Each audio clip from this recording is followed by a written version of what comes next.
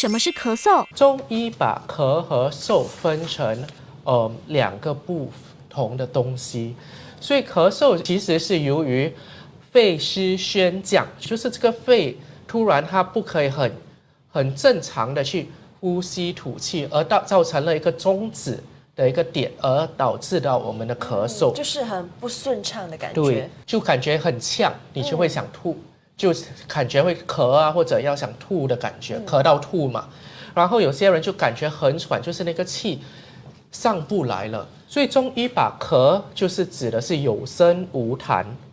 嗽就是有痰无声。我们在咳嗽的时候一定会听到有痰，如果我们今天没有听到痰的那个声音，是代表说我们有可能有别的一些症状啊，例如说可能是干咳等等。